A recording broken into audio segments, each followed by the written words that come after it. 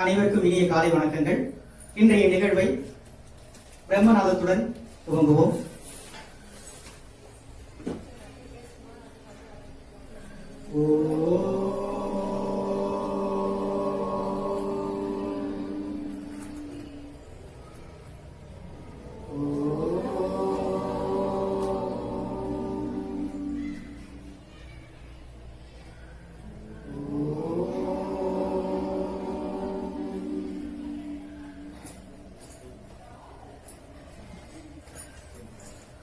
மீண்டும் அவையுரை வணங்கி இன்றைய நிகழ்வின் துவக்கமான வழக்கமா நம்ம வகுப்பு தொடங்குறதுக்கு முன்னால மாணவர்களுக்கு அவங்க ஆயத்தப்படுத்துற மாதிரி ஏதாவது சொல்லுவோம்.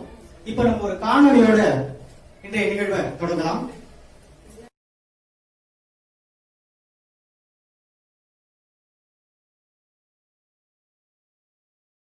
திருநெல்வேலியை சேர்ந்த விலாசினி அப்படின்ற ஒரு பொண்ணு, அந்த பொண்ணுடைய ஐக்கியூ லெவல் வந்து பாத்தீங்கன்னா பில்கேட்ஸினுடைய ஐக்கியூ லெவலை விட அதிகமா இருக்கு அப்படின்னு சொல்லிட்டு உலகம் ஃபுல்லா பாராட்டுறாங்க அந்த பெண்மணியை.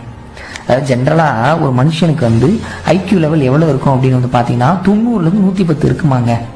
ஆனா பில்கேட்ஸினுடைய ஐக்கியூ லெவல் வந்து 160 அப்படின்னு சொல்லிட்டு பெருமையா பேசுவாங்க. ஆனா நம்ம திருநெல்வேலி பொண்ணு இருக்காங்களங்க விலாசினி, அவங்களோட ஐக்கியூ லெவல் எவ்வளவு தெரியுமாங்க? 225ங்க. ரொம்ப சந்தோஷமான விஷயங்க. 11 வயசுல அந்த பொண்ணுக்கு இன்னைக்கு 20 வயசு ஆகுது. ஆனா அந்த பொண்ணு உலக லெவல்ல அது கிடைச்ச பாராட்டெல்லாம் பார்க்கும்போது பிரமிக்க வைக்குதுங்க. 11 வயசுல IELTS அப்படின்னு சொல்லிட்டு ஒரு எக்ஸாம்ங்க.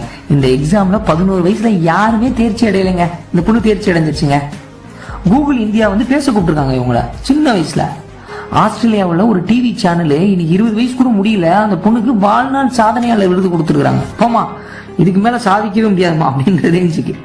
அதையும் தாண்டி அந்த பெண்மணி தன்னுடைய வெப்சைட்டை, நார்மலா ஒரு வெப்சைட் உருவாக்கணும் அப்படின்னா 4-5 பேருடைய துணையோட தான் உருவாக்க முடியும். ஆனா தன்னோட வெப்சைட்டை தானே 24 மணி நேரத்துல பண்ணிடுச்சுங்க. அது மட்டும் இல்லாம இந்த பொண்ணுடைய லெக்சர், நீ வந்து கிளாஸ் எடுமா எங்களுக்கு அப்படின்னு சொல்லிட்டு இன்ஜினியரிங் காலேஜ் ஸ்டூடெண்ட்ஸ்க்கு கூப்பிடல. 11 வயசுல 25க்கு மேற்பட்ட இன்ஜினியரிங் காலேஜ் மட்டும் இல்லாம ப்ரொஃபசர்ஸ், HODs இவங்க எல்லாருக்கும் செமினார் எடுத்திருக்காங்க. அது மட்டும் இல்லாம இந்த பொண்ணுடைய திறமையை பாராட்டி சர்வதேச அளவுல IOB பேங்க் என்ன பண்ணிருக்காங்க, 12 வயசு இருக்கும்போது இந்த பொண்ணை கூப்பிட்டு IOB பேங்கோடைய எல்லா ஜிஎமும் உட்கார்ந்துருக்காங்க. IT ப்ரொஃபஷனல் எல்லாரும் உட்கார்ந்துருக்காங்க. அவங்களுக்கு ஒரு அரை மணி நேரம் கிளாஸ் எடுக்க சொல்லியிருக்காங்க. இந்த பொண்ணு 2 மணி நேரம் கிளாஸ் எடுத்துருக்குங்க. நம்ம பொண்ணு, நமது தமிழ் சிறுமி. அந்த பொண்ணுடைய மூளையை பார்த்து தரணி இந்த உலகமே வந்து கொண்டாடுதுங்க. HCL நிறுவனம் என்ன பண்ணிருக்காங்க அப்படின்னு வந்து பாத்தீங்கன்னா இந்த பிரைட் ஆஃப் இந்தியா விலாசினி அப்படின்னு சொல்லிட்டு 11 வயசுல அந்த பொண்ணுக்கு வந்து ஒரு அவார்டு வந்து கொடுத்துருக்காங்க. இது வரைக்கும் உலகத்துல 74 மொழிகள்ல, இது வரைக்கும் உலகத்துல 74 மொழிகள்ல 174 நாடுகள்ல விலாசினி வந்து பாத்தீங்கன்னா ரேடியோஸ்ல வந்து இன்டர்வியூ கொடுத்துருக்காங்க. சாதாரண ஒரு விஷயமா? ஒரு நாள் சண்டே அன்னைக்கு இந்த பொண்ணுக்கு வந்து ஒரு கால் வருது. அவங்க அப்பா எடுக்கிறாரு. யார் போன் பண்ணிருக்கா அப்படின்னு வந்து பாத்தீங்கன்னா நமது பாரத பிரதமர் மோடி அவர்கள் கால் பண்ணியிருக்காரு. இவ்வளவு திறமைகள் இருக்கு, பெருமைகள் இருக்கு. இந்தியாவுக்கே இந்த பொண்ணு வந்து ஒரு மிகப்பெரிய கலங்கரை விளக்கமா செயல்பட்டு இருக்கு. அந்த பொண்ணை சந்திக்கணும் அப்படின்னு சொல்லிட்டு அந்த பொண்ணு போய் பார்க்கும்போது பாரத பிரதமர் எஞ்சி நின்று நமது தமிழ்நாட்டை சேர்ந்த திருநெல்வேலியை சேர்ந்த அந்த விலாசினின்ற பெண்ணுக்கு ஒரு சல்யூட் அடிச்சிருக்கிறார். எவ்வளவு பெருமையான ஒரு விஷயம். இவ்வளவு சாதனைகளை படைத்த அந்த பெண்மணி வந்து பாத்தீங்கன்னா சாதாரண குடும்பத்தை சேர்ந்த பெண்மணி தாங்க. அவங்க தாத்தா வெல்டிங் பண்ணியிருக்காரு. அதுக்கப்புறம் தமிழாசிரியரா மாறி இருக்காரு. வெல்டிங் பண்ணிட்டு அதுக்கப்புறம் தமிழாசிரியரா மாறி இருக்காரு. அவருடைய அப்பா ஒரு எலக்ட்ரிஷியன். அவங்க அம்மா ஆல் இந்தியா ரேடியோல நிகழ்ச்சி தொகுப்பாளர். அவ்வளவுதான். இன்னைக்கு நிறைய பேர் வந்து எங்க அப்பா எனக்கு இது பண்ணல, எங்க அம்மா எனக்கு இது பண்ணல, சொத்து சேர்க்கல அப்படின்னு நிறைய குழந்தைகள் வந்து சொல்றாங்க. படிக்காததுக்கு நிறைய ரீசன்ஸ் வந்து சொல்றாங்க. இந்த குழந்தைய பாருங்க, ஒரு இன்ஸ்பிரேஷனா எடுத்துக்கலாமே. அது மட்டும் இல்லாம இந்த குழந்தைக்கு சின்ன வயசுல பேச வரலங்க. எனக்கு ஒரு குழந்தைக்கு ஏதாவது ஒரு பிரச்சனைனா இது வராது அது வராது நெகட்டிவா சொல்லிட்டு இருக்கிற பேரண்ட்ஸுங்களை மத்தியில இவங்க பேரண்ட் என்ன பண்ணிருக்காங்க, பேச வராத குழந்தைய பேச வச்சு இன்னைக்கு உலக அளவுல அந்த குழந்தைய பேச வச்சிருக்காங்க. சந்தோஷமான ஒரு விஷயம்.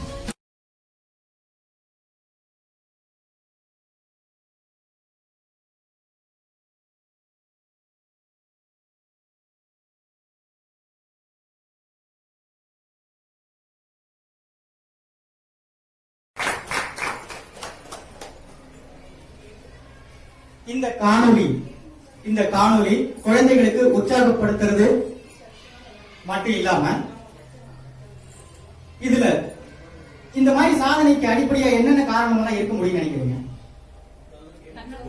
தன்னம்பிக்கை, ஊக்கப்படுத்துதல், விடாமுயற்சி, எல்லாமே சொல்லலாம். நிறைய நீங்க சொல்ற எல்லாமே சரியான பதில் தான். அது மட்டும் இல்லாம அந்த குழந்தை பேச ஆரம்பிச்சு படிக்க ஆரம்பிச்சு பண்ணதுக்கு அப்புறம் அந்த ஒவ்வொரு செயல்லையும் ஒரு நிறைவு, ஒரு பிழை இல்லாத ஒரு தன்மை, அதெல்லாம் சரியா செய்யணும் அப்படிங்கிற ஒரு, அது எந்த செயலா இருக்கலாம், எந்த துறையா வேணா இருக்கலாம், அந்த தனிப்பட்ட ஆர்வம் இருந்ததுனாலதான் அப்படி அந்த சாதனை வந்திருக்கு அப்படிங்கறதெல்லாம் பார்க்க முடியும்.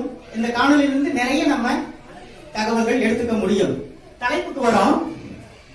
காணொலி, காணொலி, இந்த லீ ஏன் இது போடணும்னு உங்களுக்கு குழப்பம் வருதா?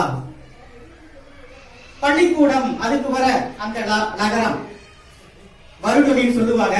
அதுல அந்த போட்டுதான் நம்ம பார்த்திருப்போம், அப்படிதானே? இப்ப நம்ம பார்த்தது என்ன? காணொலி பாக்குறோம், கேட்கவும் செஞ்சோம். காணொலி பள்ளிக்கூடத்துக்கு அதுல போட்டா பார்க்கக்கூடிய அந்த படம் மட்டும்தான்.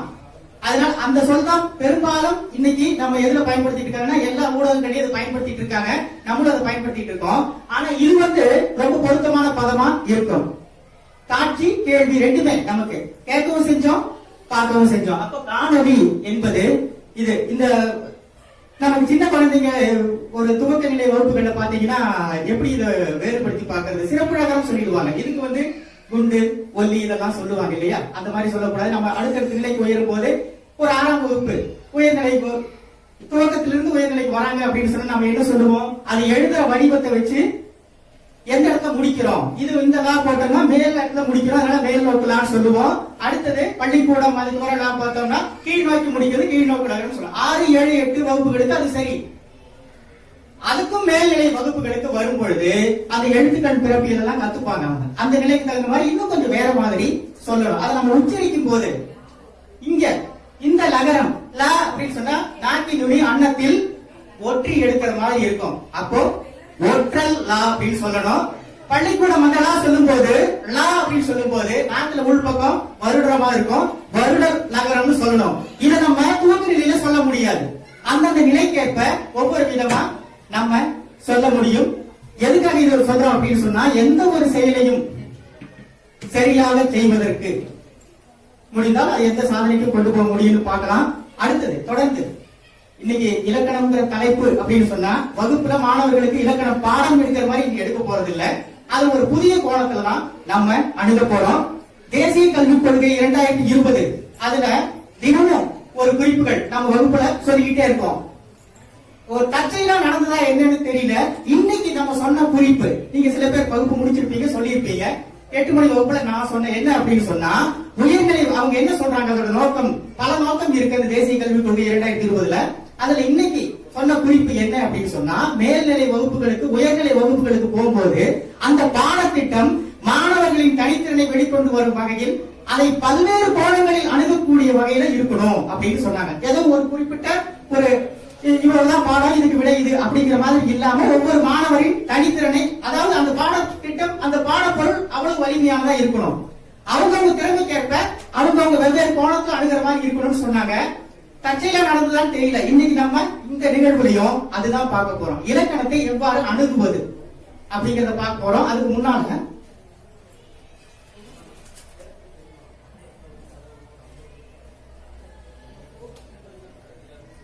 நமக்கு கொஞ்சம் கால அவகாசம் குறைவுன்னு சொல்லிட்டாங்க, அதனால கொஞ்சம் வேகமா போகலாம். மொழி என்பது அது எந்த மொழியா வேணா இருக்கலாம்.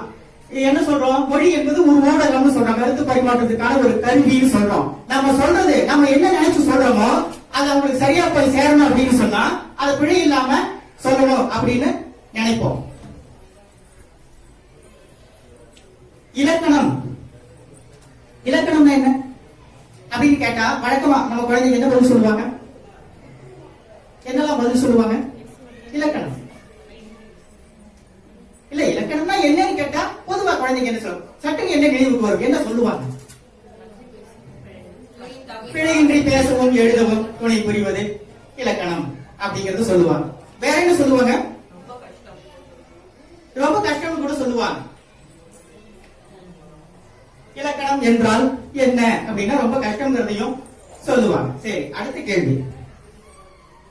இலக்கணம் எதனோடு தொடர்புடையது? அப்படி தமிழோடு, அப்புறம் மொழி, மொழியோடு. நீங்க சொன்ன எல்லா பதிலுமே சரி, குழந்தைகள் சொல்லக்கூடிய எல்லா பதிலும் சரி. ஆனா அது மட்டும் கிடையாது. இலக்கணம் எந்த செயலாக இருந்தாலும் அதை முறைப்படி நெறிப்படி சரியாக செய்கிறோமா, செய்வதுதான் இலக்கணம். இந்த அறையில வரிசையா உட்கார்ந்து இருக்கீங்க, இது அமர்வதற்கான இலக்கணம். உள்ள நுழையும் போது காலடியை கரெக்ட் விட்டு வந்திருக்கோம். அங்க நமக்கு ஒரு இது கொடுத்திருந்தாங்க, பெட்டி கொடுத்திருக்காங்க. அதுல நிறைஞ்ச அந்த பக்கம் வரிசையா வச்சிருக்கோம். எப்படி அங்கே வெளியே இட வேண்டும் என்பதற்கான இலக்கணம். எல்லாமே இலக்கணம் தான். ஏதோ தமிழ் மொழியோட தமிழ் பாடத்துல ஒரு குறிப்பிட்ட பகுதி. சில பேருக்கு இலக்கணம்னாலே வேப்பங்காயா இருக்கும். நமக்கு தமிழ் பாடம்னா ஒரு 40 மதிப்பெண்கள் வாங்கினா போதும், இலக்கணத்தை எல்லாம் விட்டுடுவோம் சொன்னாங்க சில பேர். குழந்தைங்க அப்படிதான் சொல்லுவாங்க கஷ்டம்னு. அப்படி கஷ்டமே கிடையாது. முதல்ல குழந்தைகளுக்கு இலக்கணம்னா என்னங்கிற கருத்தை பதிய வைக்கணும். அதை எப்படி அணுகுவது, ஏதோ ஒரு தமிழ் பாடத்துல ஒரு குறிப்பிட்ட மதிப்பெண் பெறுவதற்காக மட்டும் கிடையாது. எதையெல்லாம் சரியாக செய்ய வேண்டுமோ, எதையெல்லாம் முறையாக செய்ய வேண்டுமோ, எதையெல்லாம் நம்முடைய முன்னோர்கள் வகுத்து வைத்திருக்கிறார்களோ இப்படித்தான் செய்ய வேண்டும். அது எல்லாமே இலக்கணம் தான். ஏதோ தமிழ் பாடத்துல நீங்க தமிழ் பாடத்துல அது ஒரு அங்கம். அந்த மதிப்பெண் வாங்குறோம், பிழையிற பேச எழுத, அது ஒரு அங்கம் தான். அதுவே முழுமையான இலக்கணத்துக்கான விளக்கம் கிடையாது. இந்த கருத்தை மனசுல பதிய வச்சோம்னு சொன்னா குழந்தைகளுக்கு அதை பார்த்து பயம் வராது.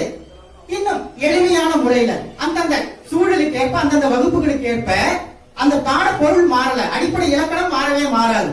அதை நாம் அந்த சூழலுக்கு ஏற்ப எப்படி அணுகுகிறோம். ஒவ்வொரு ஆசிரியருக்கும் ஒரு தனித்தன்மை இருக்கும். அது மாதிரிதான் நம்ம வகுப்புல எடுத்துக்கிட்டு இருக்கோம். இப்படியும் அணுகலாம் அப்படிங்கறத இங்க நம்ம சொல்ல வரோம். தொடர்ந்து அடிப்படை, பிழையாக பேச எழுத அப்படிங்கறதெல்லாம் சொல்லிட்டோம். அதுக்கு அடிப்படை என்ன? இப்போ ஒரு 5 பங்கேற்பாளர்கள் இங்க வரணும். இங்க 15 தாள் இருக்கு. 5 பங்கேற்பாளர்கள் யார் வேண்டுமானாலும் வரலாம். ஆளுக்கு 3 தாள் எடுத்துக்கணும். எடுத்ததுக்கு அப்புறம் உங்களுக்கு 1 நிமிட அவகாசம். நீங்க 15 இருக்கு, ஆளுக்கு 3, அதுல எந்த மாற்றமும் இல்லை. நீங்க எடுத்த அந்த 3 தாள்ல ஏதாவது ஒரு வகையில் அந்த 3ல எழுதிக்கிறதுக்கு ஒரு சம்பந்தம் இருக்கணும். ஏதாவது ஒரு வகையில ஒரு சம்பந்தம் இருக்கணும். ஒருவேளை மாத்தி எடுத்துட்டீங்கன்னா உங்களுக்குள்ள பேசி எனக்கு இது கூட நீ இதை வச்சுக்கணும் சொல்லி மாத்தி எடுத்துக்கலாம். 5 பேர் பங்கேற்பாளர்கள் வர போறீங்க, 15 இருக்கு, ஆளுக்கு 3 எடுக்க போறீங்க. ஒரு எடுத்ததுக்கு அப்புறம் கூட 1 நிமிட அவகாசம் எடுத்துக்கலாம். அதை பார்த்ததுக்கு அப்புறம் உங்க கையில அந்த 1 நிமிடம் நிறைவடைந்த பிறகு அந்த 3க்கு ஒரு தொடர்பு இருக்கணும்.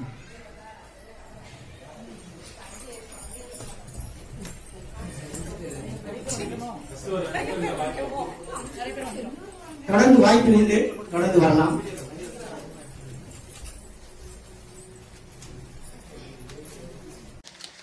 உங்களுக்குள்ள பேசி மாத்திக்கலாம்.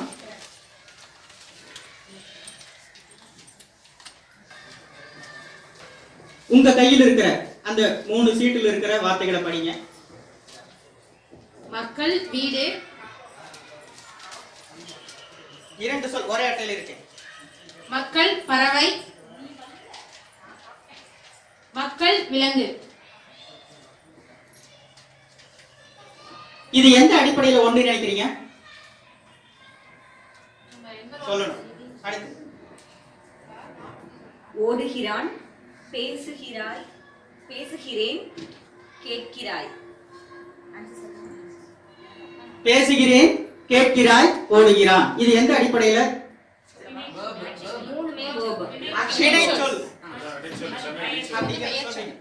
பெயர் சொல் சொல்றீங்க. இன்னமும் பெயர் சொல் இருக்கு.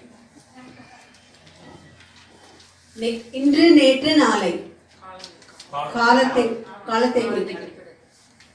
படை வீரர்கள், அரசன், அரசி. பெயர் சொல். 1, 10, 100 எண்கள்.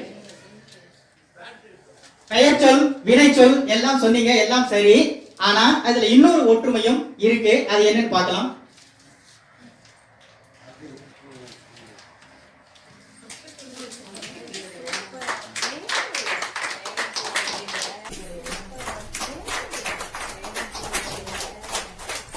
இப்போ அடிப்படை இலக்கணம் 5 விஷயம் இருக்கு. அந்த 5 விஷயம் சரியாக இருந்தால் எந்த பிழையுமே வராது. நம்ம கதையோ, கவிதையோ, கட்டுரையோ, காவியமோ எது வேண்டுமானாலும் எழுதலாம்.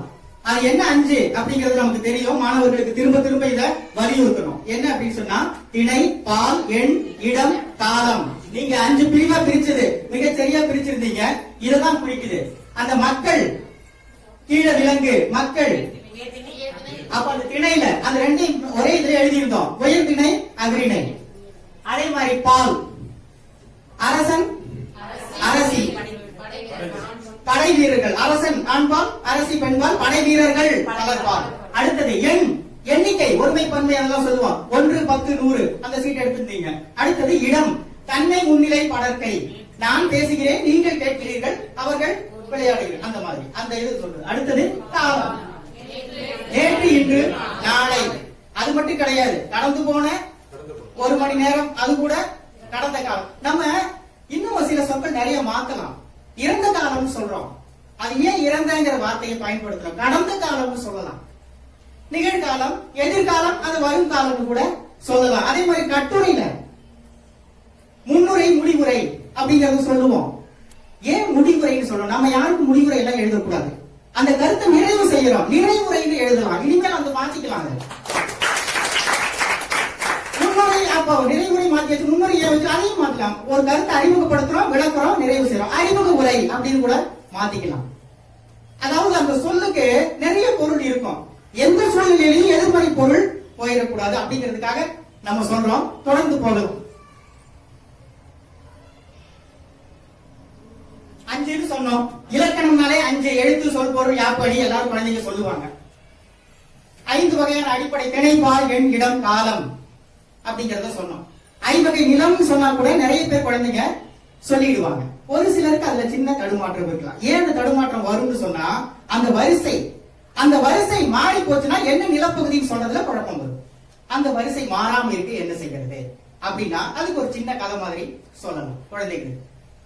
நான் சொன்னேன் இலக்கணம் ஏதோ ஒரு தனிப்பட்ட பாடம் கிடையாது, எல்லாவற்றுக்கும் பொருந்தும்னு சொல்றோம். அதனால இந்த பொருள் இலக்கணத்துல இருந்து இதை எடுத்து நம்ம பாக்குறோம். குழந்தைகளுக்கு பள்ளிக்கு வர்றது பிடிக்கும், அதை விட விடுமுறை பிடிக்கும். விடுமுறையிலும் கோடை விடுமுறை. கோடை விடுமுறை அப்படின்னு சொல்லும்போது ஊருக்கு போகணும். ஏன்னா இந்த இடத்துல வெப்பம் மிகுதியா இருக்கும். மாமா வீட்டுக்கு போறேன், தாத்தா வீட்டுக்கு போறேன்னு எல்லாம் சொல்லுவாங்க. வழக்கமா எங்க போகணும்னு நம்ம நினைப்போம்? மலைப்பாங்கான இடத்துக்கு போகணும்னு சொல்லுவோம். அந்த இடத்துல குளிரா இருக்கும், கோடை வெப்பத்தை தாங்குற மாதிரி இருக்கும் அப்படின்னு சொல்லி. கோடை விடுமுறை முடிச்சிட்டு மாணவர்கள் பள்ளிக்கு வராங்க ஜூன் மாசம். அவங்க கிட்ட கேக்குறோம், அப்போ கோடை விடுமுறை மலைப்பாங்கான இடத்துக்கு போயாச்சு, எல்லாம் சுத்தி பார்த்தாச்சு, ஊருக்கு திருப்பி வரோம். அந்த மலை அதை முதல்ல வச்சுக்கலாம், போயிட்டு வந்தோம் அப்படிங்கிறது. அப்போ அதுதான் குறிஞ்சி, முல்லை, மருதம், நெய்தல், பாலை அப்படின்னு சொல்லும் போது அந்த மலை அதுதான் முதல் அப்படிங்கறத நினைவு கொண்டு வந்ததுக்கு அப்புறம் அங்கிருந்து ஒரு பேருந்துலயோ தனிப்பட்ட வாகனத்திலயோ இறங்கி கீழே வரோம். வர வழியில என்ன பார்ப்போம்? 2 பக்கமும் ஜன்னல் வழியா தொடர்ந்து பார்த்துட்டே வருவோம். மரங்கள் அடர்ந்த பகுதியா இருக்கும். காடுகள், மரங்கள் அடர்ந்த பகுதினா காடுகள் அப்படிங்கறதெல்லாம் சொல்லும். அப்படியே அந்த கொண்டையூசி வளைவுகள் எல்லாம் சொல்லுவாங்க, சுத்தி சுத்தி வரும். இந்த பக்கம் அதல பாதாளமா இருக்கும், இந்த பக்கம் மரங்கள் இதெல்லாம் இருக்கும். அதெல்லாம் பார்த்துட்டே வரோம். பார்த்துட்டே வந்து அடிவாரத்துக்கு வந்துட்டோம். அடிவாரத்துக்கு வந்தோம்னா அங்கிருந்தே வீடுகள் தொடங்குமா? பெரும்பாலும் தொடங்காது. வயல்வெளிகள் இருக்கும். அடுத்தது காடு பார்த்தாச்சு, அதுக்கு அடுத்தது வயல். அதுக்கப்புறம் இப்போ அங்க நிறைய அருவிகள் எல்லாம் பார்ப்போம். அந்த அருவி மலையில உற்பத்தி ஆகுதுன்னு சொல்றோம், அது கீழே விழுதுனால அருவின்னு சொல்றோம். நீர்வீழ்ச்சின்னு சொல்லக்கூடாது. வாட்டர் ஃபால்ஸ் சொல்ற ஆங்கில பதத்துக்கு தமிழ் பதம் தான் நீர்வீழ்ச்சி. அங்கேயும் எதிர்மறை பொருள் வருது. நமக்கு தமிழ்ல அருவின்னு அருமையான சொல் இருக்கு. எந்த நேரத்திலையும் நீர்வீழ்ச்சிங்கிறத பழக்கப்படுத்த வேண்டாம் குழந்தைங்க. அருவி சொல்லலாம். அந்த மாதிரி வரது வயல் வரப்புல எல்லாம் ஓடி அடுத்து எங்க போய் சேரும்? கடல். மலை, காடு, வயல், அடுத்தது கடல். கடல் சொல்றோம். சரி, பண்டைய தமிழ் நிலப்பகுதியில பாலை நிலம்ங்கிறதே கிடையாது. 4 நிலம் தான் சொல்லியிருக்காங்க. குறிஞ்சி, முல்லை, மருதம், நெய்தல். ஒருவேளை குறிஞ்சியிலையும் முல்லையிலையும் வளம் குறைந்து போனால் பாலை உண்டாகும். குறிஞ்சியும் முல்லையும் முறைமையின் திரிதலால் பிறப்பது பாலை தான் சொல்லியிருக்காங்க. இன்னைக்கு நிறைய பாலைவனம் தான் இருக்காது, வேற விஷயம். அதுதான் நம்ம சொல்றோம். இந்த மாதிரி ஒரு கதை விடுமுறைக்கு எங்க போயிட்டு வந்த அப்படின்னு கேட்கறதுக்கு கேட்டோம்னா குழந்தைங்க சொல்றதுக்கு விருப்பப்படுவாங்க. அந்த மாதிரி நம்ம போக முடியும். வழக்கமா ஒரு விடுமுறை தினம் வருதுன்னு சொன்னா அதுக்கு முதல் வேலை நாள்ல இருக்கிற கடைசி வகுப்பு மாணவர்கள் கவனம் இருக்காது. ஒரு விடுமுறைக்கு பிறகு பள்ளி திறப்புக்கு அப்புறம் வரக்கூடிய முதல் வகுப்பு மாணவர்களுக்கு அந்த விடுமுறை நினைவு தான் இருக்கும். அந்த நேரத்திலேயே நம்ம வகுப்பு இருக்கும், எடுக்காம இருக்க முடியாது. சமயத்துல அப்பதான் தமிழ் வகுப்பு வரும், ஒண்ணும் பண்ண முடியாது. அப்ப இந்த மாதிரி எதையாவது உற்சாகப்படுத்துற மாதிரி கதைகள் சொல்லிதான் அவங்க கவனத்தை கொண்டு வரணும். கவனம் ரொம்ப முக்கியம். அந்த கவனம் கொண்டு வந்தாதான், அந்த ஆர்வம் ஊட்டுதல் கொண்டு வந்தாதான் எந்த பாடப்பொருளும் புரியும். நமக்கு அந்த பொருள் போய் சேரணும். அது எந்த வழியில சொன்னா என்ன, இப்படியும் அணுகலாம் தான் சொல்றோம். இதுதான் பண்ணணும்னு சொல்லல. இது ஒரு உதாரணம். அந்தந்த சூழலுக்கு ஏற்ப அந்தந்த ஆசிரியர் தீர்மானிக்க வேண்டிய விஷயம். தொடர்ந்து பாடலாம். குறிஞ்சி முல்லை மருது மலை பார்க்கிறோம். அடுத்து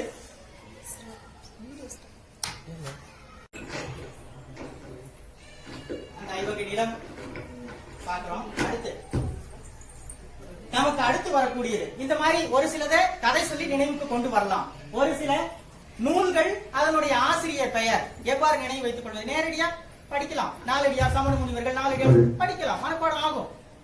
எந்த சூழ்நிலையிலுமே மறக்கக்கூடாது. எல்லா நிலை மாணவர்களுக்கும் போய் சேரணும் அப்படின்னு சொன்னா என்ன பண்றது? சரி, இதுல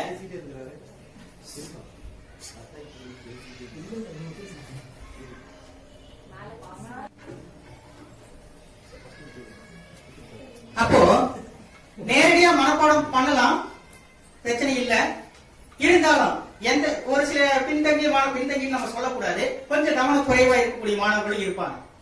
சரி, அது போறதுக்கு முன்னால Mickey Mouse, Donald Duck, Tom and Jerry இந்த மாதிரியான கார்ட்டூன் படங்கள் குழந்தைகளுக்கு ஏன் பிடிக்குது? சரி, அதுல வந்து டாம் அண்ட் ஜெர்ரி எல்லாம் பார்த்தா ரெண்டுக்குமே கொலவெறி இருக்கும், ஒண்ணு அழிக்கணும்னு சொல்லி. ஆனா அதை நம்ம நகைச்சுவையா பாக்குறோம். ஏன்? நம்ப முடியாத சில விஷயங்களை, இயற்கையில நடக்கவே முடியாத சில விஷயங்களை காட்டும் போது நமக்கு அது ஒரு வியப்பா இருக்கு. அதனால அதை நம்ம ரசிக்கிறோம். நம்ம அதை பண்ண முடியாது. அந்த மாதிரி சம்பந்தமே இல்லாத ஒரு விஷயத்தை சம்பந்தப்படுத்தி பார்க்கும் போது நீங்க வேற எங்கேயும் போக கூடாது, இலக்கண பாடத்துல தான் இருக்கும். அப்படி பார்க்கும் போது அந்த ஆசிரியர் பெயர் நூல், இந்த நூலுக்கு இந்த ஆசிரியர் எந்த தூக்கத்துல கேட்டா கூட மறக்க கூடாது. சரி, பாக்குறோம். நம்ம இருக்கிற எல்லா நூலும் சொல்ல போறது இல்ல, ஒவ்வொரு இதுலயும் ஏதோ ஒன்னோ ரெண்டோ தான் சொல்ல போறோம். 15 கீழ்கணக்கு நூல்கள் பார்த்துட்டு இருக்கோம். இதுல கார் 40 கண்ணம் கூட்டினார், களவழி 40 பொய்கையார். களவழி 40 என்ற நூலின் ஆசிரியர் பொய்கையார். களவுனா என்ன? களவுனா திருட்டு. திருடவங்க ஒத்துப்பாங்களா? இல்ல, பொய் தான் சொல்லுவாங்க. களவு பொய், அது இயல்பா நினைவு பெறும். களவழி 40 பொய்கையார். சரி, ஒரு குழந்தை கார்ல விடுறோம், சீட்ல மேல ஏறி குதிக்கிறது, கீழே குதிக்கிறது, ஏசி போடுறது, சவுண்ட் சிஸ்டம் எல்லாம் பண்ணுது. அது என்ன பண்ணுது? அது பண்ணதை என்ன சொல்றோம்? அட்டகாசம் பண்ணுதுன்னு சொல்லுவோம். சரி, வேற வார்த்தை கூத்தடிக்கிறான்னு சொல்லுவான். கார்ல கண்ணை கூத்தடிக்கிறான். அந்த வார்த்தை எளிமையா பதிஞ்சிடும். கார் 40 கண்ணம் கூத்தலாம்.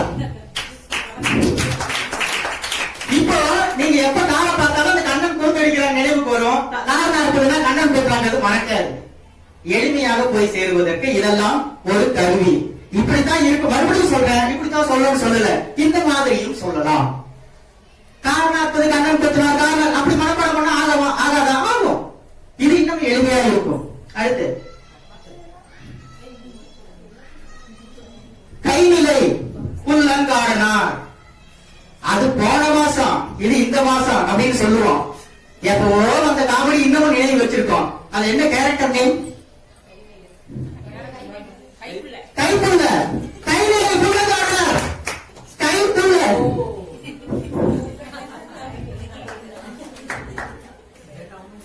ஐம்பெருங்காப்பியங்களை பாக்குறோம். குண்டலகேசி நாதகுத்தனார். குண்டலம்னா என்ன? காது. காது குத்தினார், நாதகுத்தனார் நினைவுக்கு வரணும். குண்டலகேசி நாதகுத்தனார். இப்படியும் அணுகலாம். இந்த மாதிரி வித்தியாசமான முறையில போகும்போது குழந்தைகளுக்கு பாடம் படிக்கணும்னா மனப்பாடம் பண்ணணும், இல்ல இலக்கணப்படி சரியா எழுதணும்னா அது வந்து சுமையா தெரியாது, தெரியக்கூடாதுங்கிறதுக்காக இந்த மாதிரி சொல்றோம். அடுத்து அடி வகை. எப்படி எல்லாம் குழந்தைகளை அடிப்போம் அது கிடையாது. சரி, இதுல என்ன சொல்ல வரோம் அப்படின்னு சொன்னா, ஒரு எழுத்து அதுவே ஒரு வார்த்தையா இருக்கும். அப்புறம் வார்த்தைகளை வச்சு வாக்கியம் உருவாக்குவோம். இந்த பயிற்சி குழந்தைகளுக்கு கொடுக்கும் போது இது உரைநடைக்கும் பொருந்தும், செய்யுளுக்கும் பொருந்தும். மேல்நிலை வகுப்புகள் போக போக அந்த அடிவகை, பாவகை அதெல்லாம் சொல்லும். பாட்டு அப்படின்னு சொன்னா நமக்கு நிறைய வகை இருக்கு. நிறைய இசை பயிற்சி பெற்ற ஆசிரியர்கள் இருப்பீங்க, குழந்தைகளுக்குமே அந்த பயிற்சி இருக்கும். பாடல் வகை அப்படின்னு சொன்னா அமைதியா உட்கார்ந்து கேட்கிற மாதிரி இருக்கும். அதுக்கப்புறம் ஒரு சில இசையை கேட்கும் போதே நம்மை அறியாம நம்ம ஆடணும்னு தோணும். அந்த மாதிரி எல்லாம் இருக்கும். மேல்நிலை வகுப்புகள்ல இன்னும் கொஞ்சம் ஆழ்ந்து போவோம். அந்த மாதிரி எல்லாம் பாடல்கள்லாம் இருக்கும். பாடல் அப்படின்னு சொன்னா என்ன நினைவு போறோம்? பாட்டிற்கு ஒரு புலவன்னா என்ன நினைவு போறோம்? ஏன் கம்பர் நினைவுக்கு வரும், எல்லாரும் பாரதியும் நினைவுக்கு வரும். பாரதி எல்லா தளங்களிலும் பாடி இருக்கிறார். அது ஆனாலும் சுதந்திர போராட்டத்திற்கு இளைஞர்களை ஊக்குவிக்கும் வகையில் பாடுறது அந்த மாதிரி சொல்றோம். பெண் விடுதலைக்காக நிறைய பாடியிருக்கார். அது மட்டும் இல்லாம அழகுணர்ச்சிக்காக, கற்பனைக்காகவும் நிறைய பாடியிருக்காரு. பாரதியின் மனைவி பேரு கண்ணம்மா அப்படின்னு நம்ம சொல்றோம். செல்லம்மா அவருடைய கற்பனை கதாபாத்திரம் தான் கண்ணம்மா. ஆனா நமக்கு அப்படியே பதிஞ்சிடும். இதையெல்லாம் சொல்லும் போது பாவகை மேல்நிலை வகுப்புகளுக்கு போகும்போது பாடல் வகைனா நிறைய வகை இருக்கு. அடிப்படையில 4 வகை சொல்லலாம். வெண்பா, ஆசிரியப்பா, வஞ்சிப்பா, கலிப்பா அப்படின்னு சொல்றோம். பாட்டுன்னு சொன்னீங்க பாரதி வந்தது கற்பனை கதாபாத்திரம். பாரதி, கந்தம்மா, வெண்பா ஒரு கோர்வையா வருதுல. இது வெண்பா, ஆசிரியப்பா, வஞ்சிப்பா, கலிப்பா அதெல்லாம் சொல்லுவோம்.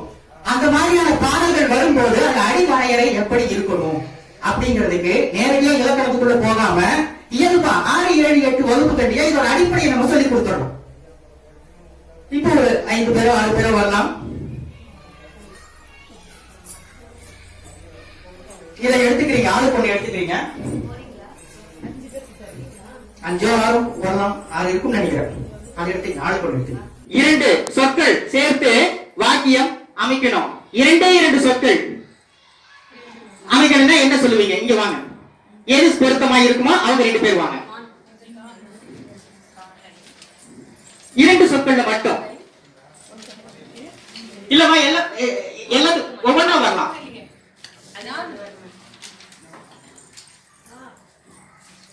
இப்போ நிறைய சொற்கள் இருக்கு. 2 சொற்கள் ஒரு வாக்கியம்னா எதை 2 இணைக்க முடியும்? நான் வந்தேன். 3 சொற்கள் இணைக்க முடியும்னா நான் இன்று வந்தேன் சொல்லலாம், நான் காலை வந்தேன் சொல்லலாம், நான் 9 மணிக்கு வந்தேன் சொல்லலாம். அடுத்தது நான் பள்ளிக்கு வந்தேன் சொல்லலாம். இதையே 4 சொற்களுடைய வாக்கியமா மாத்தணும் அப்படின்னு சொன்னா நான் இன்று பள்ளிக்கு வந்தேன். 5 சொற்களா வரும்போது நான் இன்று காலை பள்ளிக்கு வந்தேன். 6 சொற்களா வரும்போது நான் இன்று காலை 9 மணிக்கு பள்ளிக்கு வந்தேன். 9 மணிக்கு வந்தோமான்னு தெரியாது, வந்த மாதிரி வச்சுக்குவோம். சரி, நன்றி.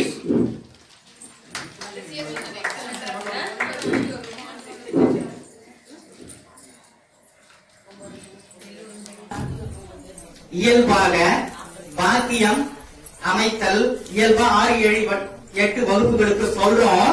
இன்னும் மேல்நிலை வகுப்புகளுக்கு போகும் பொழுது இந்த அடிவகை சொல்றோம். புறநெறி, சிந்தடி, அளவடி, நெடிக்கடி. நம்ம எல்லா நிலைக்கும் நம்ம சின்ன சின்ன குறிப்புகள் தான் பார்த்துட்டு இருக்கோம். இன்னும் கொஞ்சம் ஆழ்ந்து படிப்பாங்க மேல்நிலை வகுப்புகள்ல. இது செய்யுளுக்கு உரிமை பெற்று வரக்கூடிய வகை புறநெறி. இப்ப வரிசை அப்படின்னு சொன்னா இப்படி வரிசையா இப்ப நீங்க நின்று சொன்னீங்க, அதுவும் வரிசை தான். மேலிருந்து கீழே வருது, அதுவும் வரிசை தான். அப்போ இந்த புறநடி என்பது பாடல் அடிப்படையில் இது வாக்கிய அமைப்பு சொல்லிடுறோம். மேல்நிலை வகுப்புகள்ல பாடல் அமைப்பு சொல்லும் போது ஒவ்வொரு பாடலும் 2 அடிகள் கொண்டதாக இருந்தால் புறநடி, அடுத்தது 3 அடிகள் இருந்தால் சிந்தடி, 4 அடி அது அளவடி அல்லது நேரடின்னு சொல்லுவாங்க. 4க்கு மேல இருந்தால் நெடிலடி, 5 இருந்தால் நெடிலடி, 6 அதுக்கு மேல் எவ்வளவு இருந்தாலும் அது கை நெடிலடி தான். அது அந்த வரிசை மட்டும் கிடையாது, கிடைமட்டமாகவும் அந்த வரிசை இருக்கும். அந்த வரிசையில அந்த பாடல்ல எத்தனை வார்த்தை இருக்கு? 2 சொல்லா இருந்தால் புறநடி, இப்படி கிடைமட்டமாகும். 3 சொற்கள் இருந்தா சிந்தடி, அந்த அடி அப்படி சொல்றோம். இது இந்த வாக்கிய அமைப்பு இது எளிமையா இருக்கும் மாணவர்களுக்கு. இத சொல்லிட்டு இந்த செய்யுள் அடிவகை சொல்ல போறோம்னு சொன்னா எளிமையா புரியும் அப்படிங்கறத பாக்குறோம். அடுத்து போறதுக்கு முன்னால இன்னைக்கு காலையில ஒரு 6 மணி இருக்கும். கோழி கொக்கரக்கோன்னு கூவுச்சுன்னு சொல்லுவாங்க. கோழி கூவாது, சேவல் தான் கூவும். காணாவுக்கு காணா வர மாதிரி அதுக்கு சொல்றோம். நானே எழுந்தேன். வாசல்ல ஒரு குரல், போலாமா போலாமா போலாமா ஒரு குரல். யாரு கூப்பிடுறாங்க அப்படின்னு சொல்லி கொஞ்ச நேரம் கழிச்சு இன்னொரு குரல், இப்படியே போ இப்படியே போ இப்படியே போ அப்படின்னு சொல்லி போலாமா இப்படியே போ கோலமா அப்படி நிக்கிறாங்க கோலமா போலாமான்னு கேக்குது கோலமாவு இன்னொன்னு இடியாப்பம் விக்கிறாங்க இடியாப்பம் இப்படியே போ இப்படியே போ இடியாப்பம் ஏன் அப்படி சொல்லணும் எதுக்காக அப்படி சொல்லணும்னு சொன்னா கோலமாவு இடியாப்பம் அப்படி அழகா இங்க தமிழ் வகுப்புல சொல்ற மாதிரி சொல்லிட்டு இருந்தோம்னு சொன்னா யார்ட்டையும் போய் சேராது இந்த மாதிரி கத்து சொல்லும் போதுதான் அதை கேட்கறதுக்கு ஒரு 4 பேர் வருவாங்க ஒருத்தர் 2 ரூபாய்க்கு அப்போ 4 ரூபாய்க்கு அப்போ சும்மா குடும்பம் இந்த மாதிரி பலதரப்பட்ட மக்களை பார்க்க வேண்டியிருக்கும் அப்போ அவர்கள் மீண்டும் சொல்வதற்கு ஒரு காரணம் இருக்கிறது என்ன காரணம் அது வியாபாரம் ஆகணும் அப்படிங்கிறதுக்கு நமக்கு தெரியும் எழுத்துக்கள்ல குயில் நெடில் சொல்றோம் குயில் ஒலிப்பது குயில் நீண்டு ஒலிப்பது நெடில் சொல்றோம் அப்படி சொல்றோம் ஆனா இங்க கொரோனா இருக்கும் போது அந்த நெடிலை விட நீண்டு ஒலிக்கிறது ஏன் அப்படி ஒலிக்கணும் அதுக்கு ஒரு காரணம் இருக்கு ஒரு தேவை இருக்கு ஒரு கட்டாயம் இருக்கு அப்ப பேச்சு வழக்குக்கே அப்படி ஏதாவது ஒரு காரணத்துக்காக அந்த கட்டாயம் தேவைப்படுகிற பொழுது செய்யுள் வழக்குக்கு இருக்காதா நீண்டு ஒலிக்க நெடிலை விட இருக்கு அதுதான் அளபடை அப்போ அளபடைனா நீண்டு ஒலித்தல்னா நெடிலை விட நீண்டு ஒலிக்க வேண்டும் அப்படி அளபடை ஏன் தேவை நடைமுறை வாழ்க்கையில உதாரணம் பார்க்கிறோம் நடைமுறை பேச்சு வழக்கிக்க தேவைப்படும் போது செய்யுளுக்கும் தேவைப்படுது அப்ப அந்த அளபடை அடிப்படையில அப்ப அளபடை அப்படிங்கறதோட அடிப்படை குழந்தைகளுக்கு புரிஞ்சிருச்சு அப்ப செய்யுள்ள எப்படி வரும் அப்படின்னு சொன்னா அளபடை அடிப்படையில 2 தான் உயிரளபடை ஒற்றளபடை உயிரெழுத்து அளபெடுப்பது ஒற்றெழுத்து அளபெடுப்பது அளபடை 2 தான் அதுல எந்த குழப்பமும் வேண்டாம் ஆனா அந்த உயிரளபடையில 3 பிரிவு இருக்கு அப்படிங்கறத பார்க்கணும்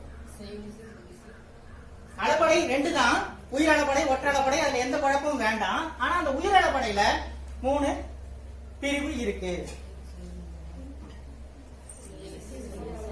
செய்யுளிசை அளபடை இன்னிசை அளபடை சொல்லிசை அளபடை நம்ம நிறைய உதாரணங்கள் அந்தந்த சூழலுக்கு ஏற்ப கொடுப்போம் இடம் பொருள் ஏவல் சேவல் இதெல்லாம் பார்த்து தானே கொடுப்போம் இடம் பொருள் ஏவல் எல்லாம் தான் சொல்லுவாங்க வழக்கமா சேவல் ஒரு ரைமிங்காக நம்ம சேர்த்திக்கிட்டோம் அந்த இடத்துல அது தேவையில்லை இருந்தாலும் அது ஏதோ ரசிக்கிற மாதிரி இருக்குன்னு நமக்குள்ள ஒரு கற்பனை அது போல செய்யுளில் ஓசை குறையாத இடத்திலும் இனிய ஓசைக்காக சேர்க்கப்படுவதுதான் இன்னிசை அளபடை அப்படின்னு சொல்றோம் மற்றபடி சொல்லிசை அளபடை சொல்லும் பொழுது இது என்ன விளக்கமா போக வேண்டாம் அளபடை அப்படிங்கிறதுக்கு அடிப்படை ஏன் தேவைங்கிறது குழந்தைகளுக்கு புரிஞ்சிருக்கும் அதோட பிரிவுகள் இதை சொல்லிட்டு விளக்கம் அந்தந்த வகுப்புல நம்ம விளக்கமா எடுக்கிறது அப்படிங்கிறது தான் பார்க்கணும் இது போல அன்றாட வாழ்க்கையில் நாம் நேரில் காணக்கூடிய சில கதை மாந்தர்கள் சொல்ல முடியாது நேரடியாக காணக்கூடிய இயல்பாக உலவக்கூடிய மாந்தர்கள் அவர்களுடைய உடல் மொழி அவர்களுடைய உச்சரிப்பு இதுல எல்லாம் கொஞ்சம் நகைச்சுவை கலந்து அந்த சூழலுக்கு ஏற்ப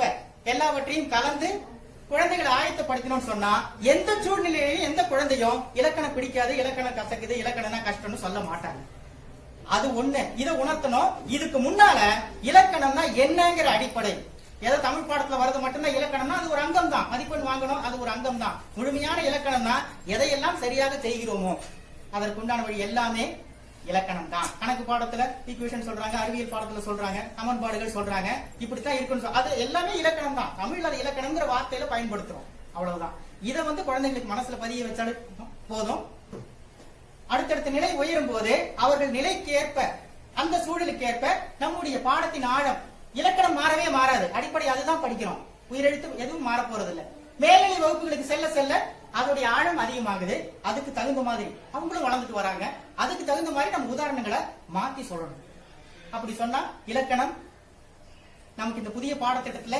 இனிக்கும் இலக்கணம் கற்கண்டு எல்லாம் கொடுத்திருக்காங்க நிச்சயமாகவே இலக்கணம் கற்கண்டாக இனிக்கும்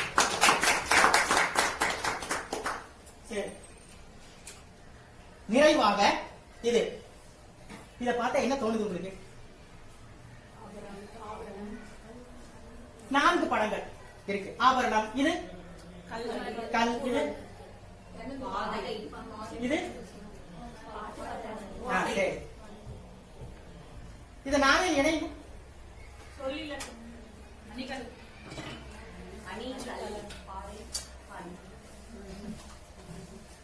சரி இது என்ன சொல்லுங்க அணிகலன் என்ன உலோகத்தாலானது? தங்கம். தங்கத்துக்கு இன்னொரு சொல் பொன். இப்ப நினைச்சு பாருங்க.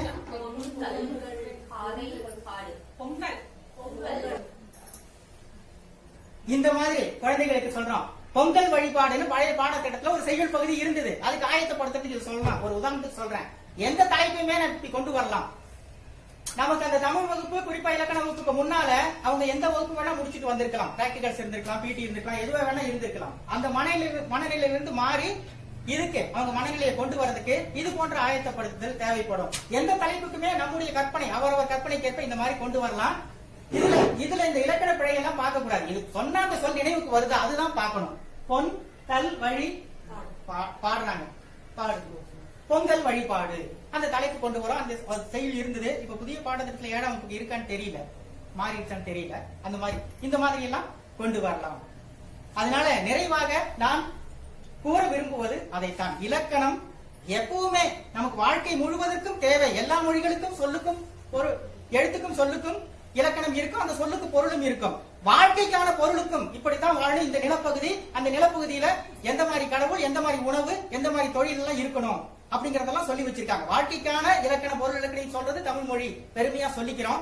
ஏன் அப்படின்னு சொன்னா எந்த நிலப்பகுதியில என்ன விளையுதோ அதை சாப்பிட்டு அங்க கிடைக்கக்கூடிய சாப்பிட்டு அங்கேயே வாழ்ந்தோம்னு சொன்னா இயற்கையோடு இயைந்த வாழ்வு, எந்த பிரச்சனையுமே வராது. நம்ம உடம்புக்கு எந்த பிரச்சனையுமே வராது. இன்னைக்கு இயற்கையை சதைச்சிட்டோம், மாறிட்டோம், பல பிரச்சனைகளை பார்த்துக்கிட்டு இருக்கோம். அப்ப இதெல்லாம் நினைவுக்கு கொண்டு வந்தா மாணவர்கள் மனசுல ஒரு விழிப்புணர்வு வரணும். அதனால இலக்கணம் என்பது வாழ்க்கை முழுவதும் துணை வரக்கூடியது. ஏதோ தமிழ் பாடம் தேர்வுக்கு மட்டும்ங்கிற அளவுக்கு குறுகிய சிந்தனையா மாணவர்களை விட்டுறக்கூடாது, அவங்களுக்கு கொண்டு வரணும் அப்படிங்கிற சிந்தனையோட இந்த நிகழ்வை நிறைவு செய்கிறேன். நன்றி. நிறைவாக சமர்ப்பணம்.